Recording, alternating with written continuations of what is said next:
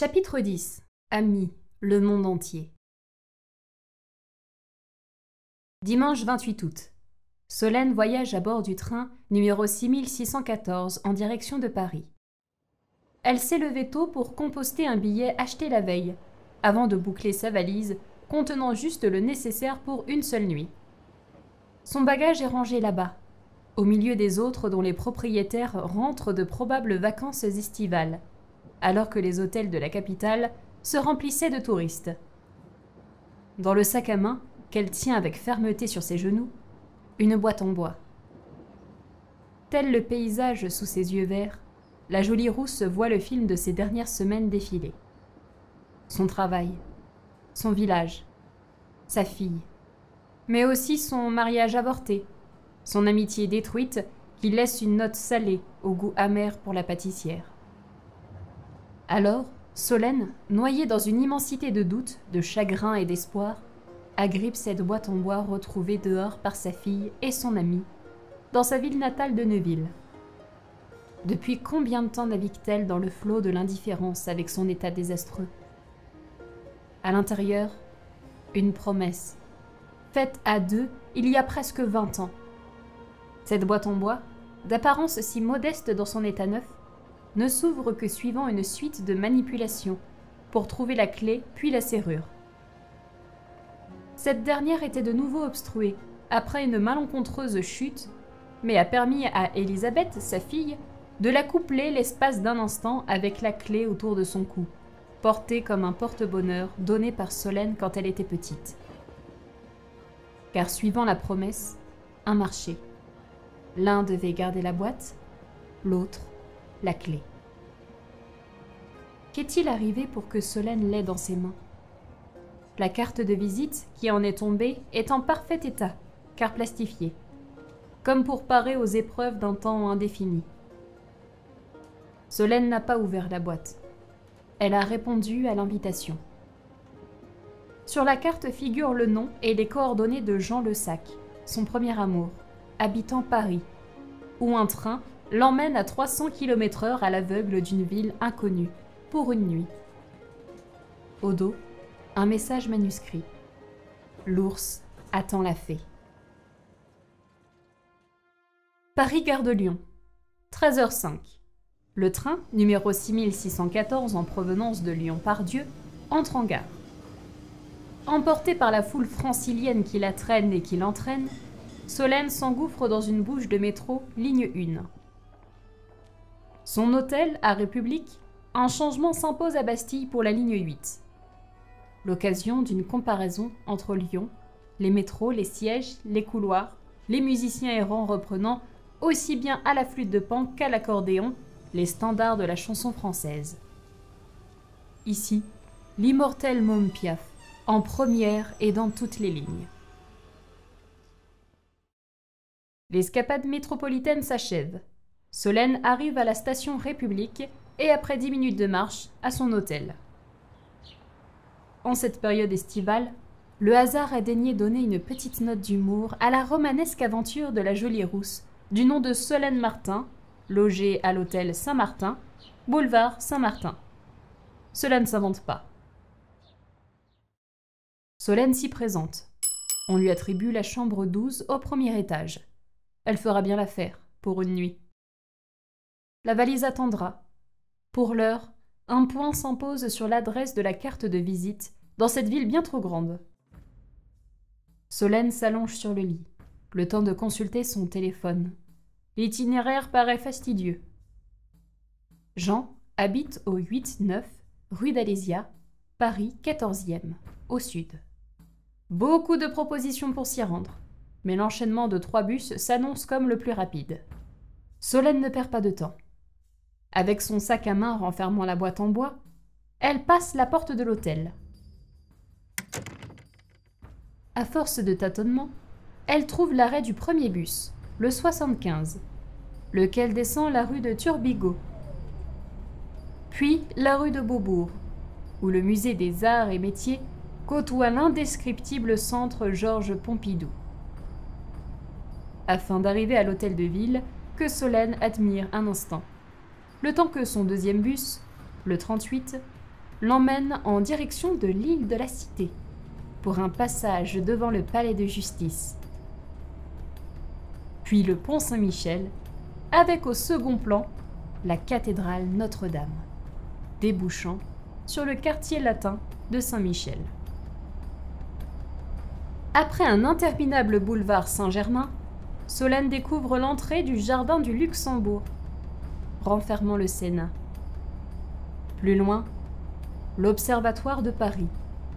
Enfin, la place d'Enfer-Rochereau, ornée de son majestueux lion, où la jolie rousse prendra son 3e bus, le 88, pour quelques arrêts, jusqu'au terminus de cette toute première visite qui, l'espace de 3/4 d'heure, lui aura occupé l'esprit. Le bus vient de la laisser seule, déposée à l'adresse de la carte cachée dans cette boîte en bois, refermée avec Jean, habitant à 2 pas d'ici. Le moment est venu. 1000 questions se sont posées à elle depuis hier. Elle n'a pas donné suite. Ainsi, 1000 questions se reposent à mesure qu'elle s'avance vers le bâtiment. Solène n'est pas une briseuse de couple. Et si Jean était marié? Et s'il avait des enfants? S'il voulait juste récupérer la boîte? Et si tout cela n'était qu'une farce, une mise en scène, un piège? Une personne balaie sous le porche de l'entrée. Probablement le concierge. « Bonjour, monsieur. »« Bonjour, mademoiselle, » répond-il avec son accent du sud-ouest. « Je cherche monsieur Le Sac, Jean Le Sac. Ça vous dit quelque chose ?»« Monsieur Le Sac. Ah, non mais ça ne me dit rien du tout. Il habite ici ?»« Oui, regardez, » dit Solène en montrant la carte de visite. Le concierge porte toute son attention sur la carte, l'adresse de près, de loin, la retourne, comme si lettres et numéros changeraient par magie selon la distance et révéleraient une quelconque solution. « Il y a un problème ?» reprend Solène. « Attendez, je réfléchis. Monsieur Le Sac. Ah, monsieur Le Sac. Oui, ça vous revient? Un grand, assez balèze, bien gentil. Sans doute. Non, lui dit-il en rendant la carte. Quoi, non? Ça vous parle ou ça vous parle pas? Dites-moi, je vous en prie. Il n'habite plus ici, ma belle demoiselle. Plus ici? Depuis longtemps? Alors attendez, en août, pour préparer les élections américaines. Solène réfléchit. Quelque chose ne colle pas. Elle demande. Mais nous sommes en août, justement. Je suis un peu l'actualité, vous savez, c'est bientôt les élections là-bas. Il n'est pas parti depuis longtemps, donc. Mais le concierge insiste et précise ses dires. 2012, mademoiselle. Les élections de 2012. Solène, se liquéfiant à l'annonce de cette nouvelle dans un silence de mort, au dernier souffle de son âme, ne peut que constater son échec. Résistant dignement à son envie de hurler, elle retient ses larmes, se contentant de demander des précisions afin d'éclairer cette obscure aventure. Pardon. Août 2012, vous dites? Tout à fait. Il est parti aux USA pour l'élection américaine. Il a vidé toutes ses affaires et a laissé l'appartement. Même pas 6 mois qu'il était là. Mais vous n'avez aucune nouvelle? Aucune adresse? Il n'est jamais revenu en France?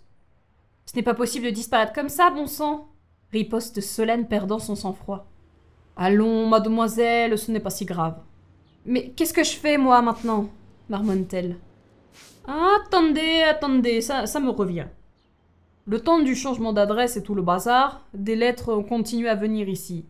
Je les ai récupérées. Le facteur ne trouvait pas le nom. Bon, il va me falloir du temps pour mettre la main dessus. Donnez-moi votre numéro, je vous contacte dans l'après-midi. Vous aurez peut-être des informations, moi ça ne me sert à rien. On fait comme ça? Oui. Ok. Allez, faites-moi un sourire. Comment voulez-vous que je balaie tout ce chantier en laissant partir en pleurant une jolie demoiselle comme vous? C'est ainsi.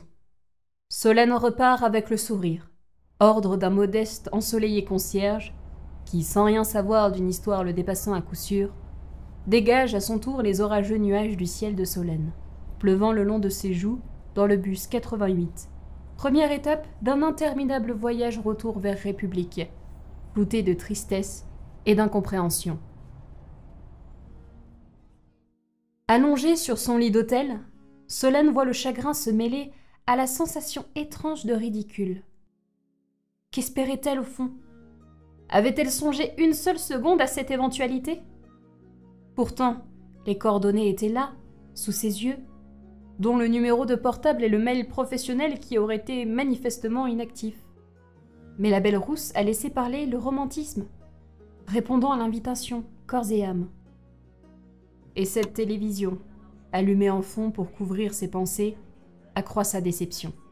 Les journalistes, parlant de la prochaine élection du président des États-Unis, élu dans 3 mois, mandaté pour 4 ans, compromettant la thèse d'un retour de Jean, a fortiori parti en 2012, lors du second mandat d'Obama qui arrive à son terme. Solène attend l'appel du concierge, afin de récupérer les miettes du passage de Jean à Paris. Il aura fallu 4 ans à cette boîte en bois pour atteindre Solène. Mais comment est-ce possible? Comment Jean, qui déjà petit impressionné avec ses tours de magie, a-t-il réussi celui-ci? Les conjectures de Solène sont vite rattrapées par la triste réalité des événements. 4 ans. Cela remonte à l'été 2012, l'époque où Luc demanda sa main. 4 ans, c'est aussi tout ce temps qu'il a fallu à cet imbécile pour trouver une date, se rétracter suite à une promotion, pour enfin finir dans les bras d'une autre lors d'une soirée où elle était absente, mais où son espèce de meilleur ami, Cédric, était présent. Est-il de près ou de loin mêlé à cela? Cela ne l'étonnerait pas avec du recul. Lui-même qui, au vu de cette boîte hier, a récité les inscriptions en bas au dos de la boîte. Martin, Neuville-sur-Saône. Le nom de famille et la ville de naissance de Solène. De plus, c'est la ville qu'elle habitait au départ de Jean de la région.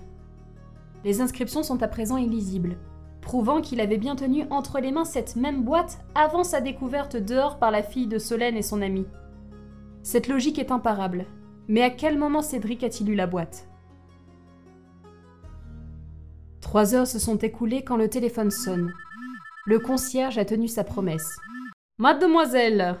dit-il avec son accent chantant. « C'est Monsieur Castagnol, c'est votre jour de chance, j'ai tout retrouvé. Par contre, vous pouvez me retrouver au Grand Parc à côté, dans une petite heure? Je dois prendre le RER, ça va me rapprocher. » « Ah oui, aucun problème, ça me fera du bien aussi. » Voilà, vous verrez, rien de compliqué. Bon, j'ai des lettres, des factures, des cartes postales, rien d'encombrant. Pas de problème, à tout de suite. Solène rassemble de nouveau ses affaires, son sac contenant la boîte dont la vue lui crève le cœur, puis repart pour le même trajet. À l'heure dite, Solène arrive au parc. Suivant les indications précises du concierge, elle débouche sur l'entrée non loin de l'appartement abandonné de Jean. Monsieur Castagnol l'attend bien là, devant un plan d'eau dominé par une fontaine. Solène, approchant, arrive à sa hauteur. « Oh, mademoiselle, alors on se sent un peu mieux ?»« Oui, merci. Bon, voilà, j'ai retrouvé des lettres, comme je vous ai dit, tout enfouillé. »« Merci, je verrai. »« Oh, j'ai ça aussi. » Monsieur Castagnol lui tend une enveloppe non fermée, ne portant ni timbre ni adresse. Surprise, Solène l'ouvre et découvre à l'intérieur un mot manuscrit. L'ours attend toujours la fée. Solène, tremblante, regarde Monsieur Castagnol. Il sourit. « Mais je ne comprends pas ?» demande la jolie rousse. Le concierge, sans dire un seul mot, le visage souriant, tourne sa tête vers la gauche, en direction d'un kiosque où un orchestre joue de la musique. Faisant de même, au loin, Solène remarque de dos, seul sur un banc, un homme vêtu d'une veste marron. Solène regarde Monsieur Castagnol, les yeux remplis d'incompréhension, de joie, mais surtout de larmes. Il vous attend. Mais surtout, ne paniquez pas. Tout va s'arranger. Ces étranges mots prononcés, le concierge se retire, laissant la belle rousse s'élancer vers l'homme. Son cœur, batteur de ses sentiments, fait vibrer tout son corps, tremblant au rythme de ses pulsations, à chaque mouvement de ses blanches jambes. Solène avance dans sa robe d'été en camailleux vert, volante de légèreté dans le sillage de ses pas embrasés par ses cheveux. Et enfin, la rencontre. « Jean », lance Solène. L'homme tourne la tête. Il sourit. « Tu en as mis du temps », répond Jean. Il lui tend la main, l'invitant à s'asseoir à son côté. Jean caresse avec douceur son visage, ses joues, son nez, ses cheveux. Solène, se laissant aller à cette apaisante redécouverte de visage vieilli de plus de 20 ans, dépose sa main sur les joues de son ami d'enfance. « Toujours aussi dodu, n'est-ce pas ?» dit-il, afin de détendre l'atmosphère de ces émouvantes retrouvailles, comme en témoigne le rire nerveux de Solène. La main de Jean se pose sur la boîte. « Oh, mon autre vieil ami !»« Eh oui. »« Elle est en bien triste état, la pauvre, » dit-il en passant ses mains dessus. « Et si tu m'expliquais maintenant ?»« J'ai laissé cette boîte un jour à un type, en gare de Lyon, avec pour consigne de te la remettre. J'avais gravé ton nom et la ville où tu habitais quand j'ai déménagé. Sinon, il devait la donner, avec les mêmes consignes. Voilà.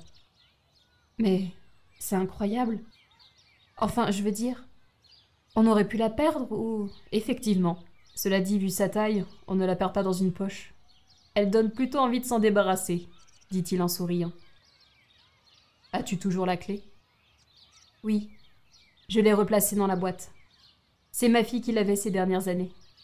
Oh, tu as une fille, s'exclame Jean, c'est formidable. Elle s'appelle Elisabeth, comme ma grand-mère. Elle a 12 ans. Je ne vis pas avec le papa, mais tout se passe bien. C'est tant mieux. C'est important pour elle, cette harmonie. Tu t'entendrais bien avec elle, tiens. Spécialiste des casse-têtes en tout genre, la miss. Mais génial. Alors, garder une mystérieuse clé, sans rien savoir à son propos, ça a dû l'enchanter. Mais pourquoi lui donner? Je ne sais pas. C'était pour moi comme un porte-bonheur. Oh, c'est adorable, mais c'est très amusant aussi. Pourquoi cela? La boîte aurait pu se perdre, c'est vrai, mais la clé, portant bonheur sur le chemin de ta fille, aussi. Et Solène se fige un instant sur les paroles de Jean, pointant l'incroyable réalité de son acte. Car la clé ne demeurait plus en sa possession, rangée dans un tiroir ou tout autre endroit sécurisé. Solène l'avait mis en mouvement, autour du cou de sa propre fille, face au risque de perte, à chaque seconde, à la lumière du monde et de la boîte. Car Solène repense. Et si Elisabeth avait perdu la clé, ou même jamais reçu ce porte-bonheur, elle n'aurait pu en déduire la correspondance avec la boîte. Garder l'objet, relégué à un défi de plus à résoudre, cela reste probable, mais elle n'en aurait peut-être jamais parlé à Solène. Et quand bien même, elle n'aurait peut-être plus eu les moyens de rouvrir la boîte en honorant sa part du contrat, gardienne d'une clé peut-être perdue. La boîte aurait pu se perdre, comme tu aurais pu précieusement garder la clé. Ce que je veux te dire, Solène, c'est que tout a été fait pour que cela ne fonctionne pas. J'aurais pu te chercher, te contacter. J'aurais pu graver ton adresse ou te l'envoyer, ou même venir te voir. Oui. Serais-tu sur ce banc maintenant? Et la romantique Solène réfléchit encore à ces 4 années de désolation sentimentale, de travail, pourtant adoré, où elle était isolée dans son petit village de Genêt, jamais véritablement quittée. À sa fille grandissant, qui s'envolera un jour sans elle, et à ses amis qui l'ont bien mal entourée. Je ne sais pas, Jean. Et pourtant, tu es là. Solène sourit à ces paroles raisonnées. Elle, bien là, assise à côté de Jean, continuant ses précisions. La boîte a été laissée avec un mot, et j'ai attendu. J'ai pu revenir juste après les élections de 2012 aux États-Unis, je ne m'y plaisais pas. Je n'habite plus à l'adresse de la carte, je suis plus loin dans le 14e, et toujours en contact avec M. Cassagnol. Il a toujours su où j'étais. Ta carte de visite n'est pas n'importe laquelle. Il y a un mot écrit derrière. Il savait très bien ce qu'il devait faire si un jour il la voyait. Mais pourquoi ne pas me l'avoir dit? À cause de la 2e consigne. La 2e consigne? Tu devais être déterminé à me revoir. Et pas simplement pour me remettre la boîte. » Solène repense à sa réaction quand M. Cassagnol lui a fait part de l'absence définitive de Jean. Elle témoignait d'une déception plus grande que la simple réaction d'une femme venue revoir un bon ami ou pour terminer un jeu, bien malgré elle.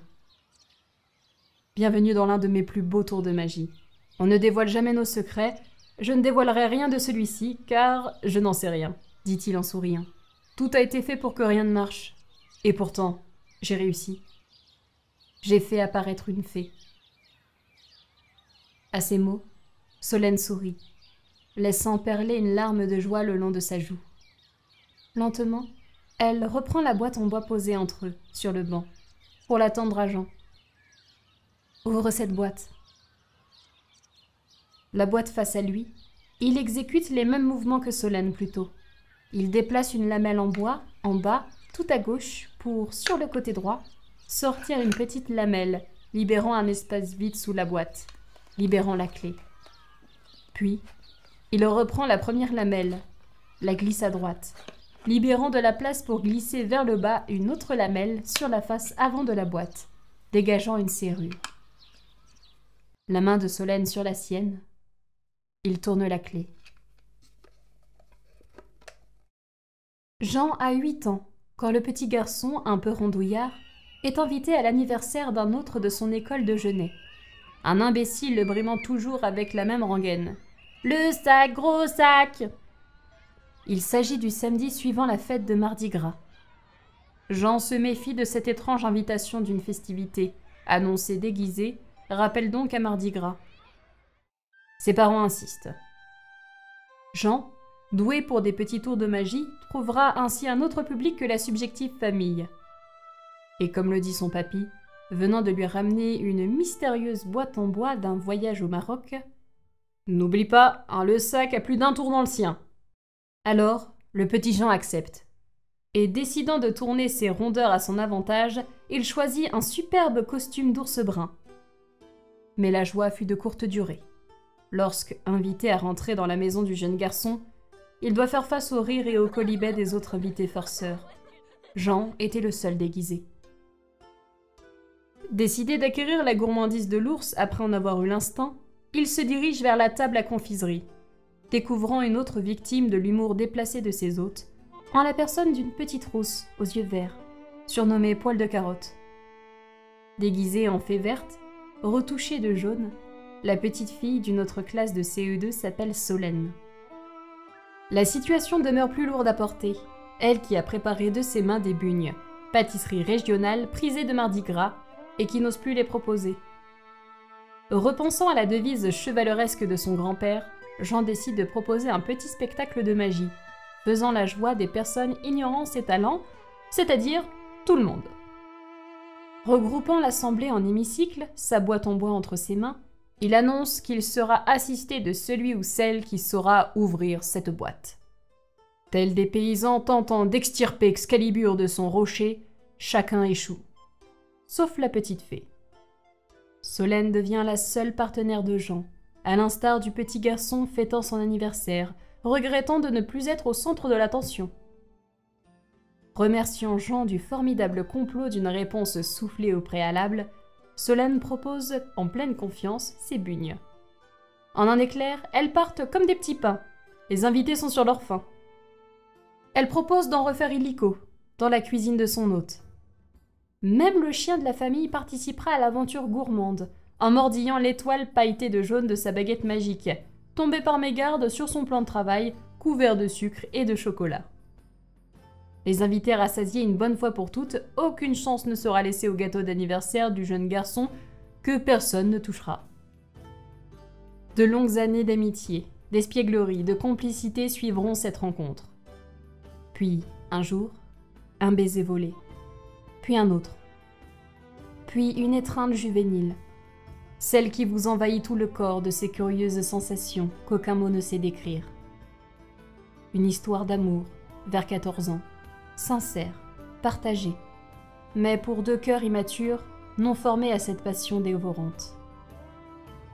Dans le bois près de chez eux, dans une forêt vivante au gré du temps et des saisons, et dans le noble bois en merisier d'une boîte, symbolisant les mystères et les incompréhensions de leur jeune âge, ils ont scellé leur amitié. Puis la fin du collège, le début du lycée, les amourettes, les copains, le va, le vient. On s'appelle, on sort. On ne s'appelle plus. On s'oublie. La foule des uns, le cercle des autres. Jean quitte la région. Solène reste. Le quotidien. Jusqu'à ce jour ensoleillé de 2016, où, dans un parc parisien, accompagnés d'un orchestre chantant, les deux âmes errantes se retrouvent enfin. À l'intérieur de la boîte, la photo d'un ours et d'une fée, souriant à un anniversaire, ainsi qu'une oreille de son déguisement, et l'étoile pailletée jaune incrustée de sucre et de chocolat, enfermée dans cette promesse boisée. « Jean, pourquoi avoir envoyé la boîte ?» demande Solène. « Pour les mêmes raisons qui t'ont poussé à me la ramener. » Jean ressent le besoin de marcher dans ce parc, comme pour bien savourer la réalité de ce qu'il vit. Sentir Solène, sa fée, à son bras. Quand est-ce que... Enfin, une opération est prévue la semaine prochaine. Un reportage en terrain de guerre peut faire ce genre de dégâts. Ils sont confiants, il n'y a rien de permanent. Des caillots suite à une explosion. Obstruction vasculaire. C'est un peu complexe. Je sais. Tout va s'arranger. Je suis là maintenant. Jean et Solène se lèvent, puis d'un pas lent, commencent à marcher. Une canne blanche dans la main, il met ses lunettes de soleil afin de protéger ses yeux meurtris. Mais ce jour ensoleillé ne rivalise pas une seconde avec la seule source de chaleur qui guide ses pas, celle de sa fée à son bras. Plongé dans un noir temporaire, il sourit, à l'idée de la redécouvrir dans un futur proche, à mesure qu'il ressent encore le visage de Solène dans ses mains, tel qu'il l'a parcouru plus tôt. Et comme pour la rassurer sur sa présence, Solène se questionne. N'empêche, cette boîte, elle a dû faire un sacré trajet. Je me demande combien de personnes l'ont eu entre les mains. Oh, je connais un moyen de le savoir. Ah, bien oui. T'es journaliste ? Un article dans le journal ? Ou mieux, sur le web. Pour le partager et demander que les gens nous contactent. Nous contactent ? Une nouvelle boîte. oursefait@gmail.com, propose l'espiègle Solène. Ah, c'est une superbe idée, oui, mais sur Internet. C'est un peu trop simple. Une autre idée ? Oh, je connais un jeune qui distribue des publicités près de la gare de Lyon.